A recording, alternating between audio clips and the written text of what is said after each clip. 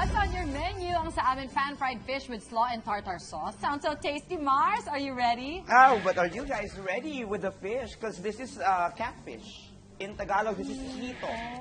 And it's Louisiana-style, southern. So that's why we begin, of course, with seasoning the fish. With Okay, kasi- this is Cajun seasoning Yan. and Parang salt. kayo pala ako kakain ng hito. Sa bumboy mo. Oo, Mars.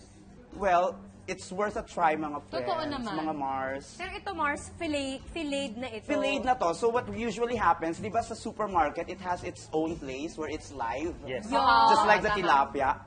It's live, and then you could just ask the fishmonger Type ko yung fishmonger. the fishmonger to execute it and then have it filleted. Ang taray na nung execute it.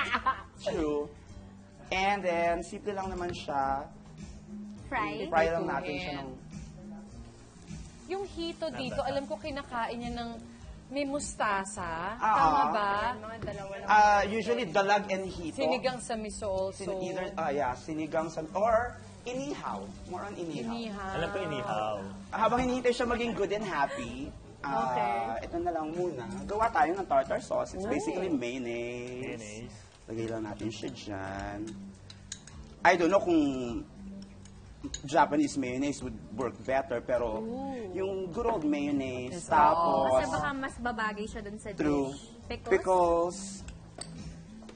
Ito yung Tabasco. It's the green variety. I just don't know why. Okay. Oo.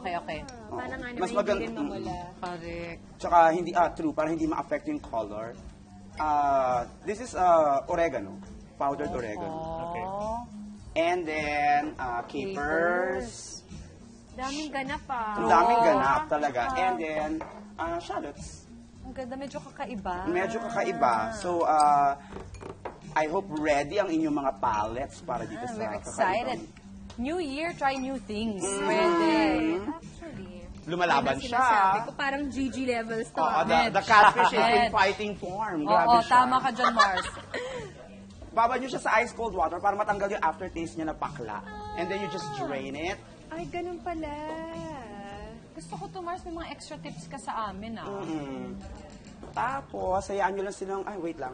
Gawin na lang natin dito pala yung Yung tama, yung dressing mo na. yung whatever. dressing. This is, let's begin with, yung pinaka-liquid sa lahat. Tapos cider, vinegar.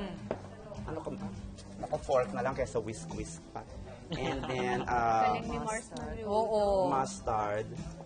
Sabi naman sa inyo, marunong talaga ako mag-cook. I'm just not too proud of my cooking skills kasi masyado siyang pambahay. Minsan niya, it's very primitive pa yung iba. Okay nga yun Home cook pa rin ang Oo, pinakamasarap tama. sa lahat. Oo, iba pa rin home cook. Comforting pa. Kahit na kung ano-ano mga pakeme, paandar mo, no? Pag hinainan ka ng adobo, saya-saya yun pa rin mo. yung kakainin mo Tuyo. talaga. Tuyo. Sarap saya mo. Tapos, sandali lang ha, iwan ko lang kayo. Tapos, i-dress, ito na yung dressing. Tapos, i-totos niyo lang. Sige, I will help you with that, Mars. And I will check, of course, the fish kasi unti-unti na siya nagiging barak. Ay, oo nga. Baga Talagang galing siya. and of course, I Ano can yung camera? Almost. Ganda na ng fish. Yun yung bongga pag isda, ang bilis maluto. Totoo. Oo, tapos i-make sure lang natin na all sides luto kasi alam mo yon, parang hindi naman yata masaya na ang crispy nung skin part tapos yung part nung meat Yung loob, medyo. hilaw. Are you cool now with this? Parang okay na siya eh. Okay na. In fair, parang flaky na naman siya. Eh, nakapamulsa yung humahang. Not today, please. Gusto mo na isa pang... No, I'm fine. Ayan, ang galing niya. Spatula lang yung gamit. Galing, di ba?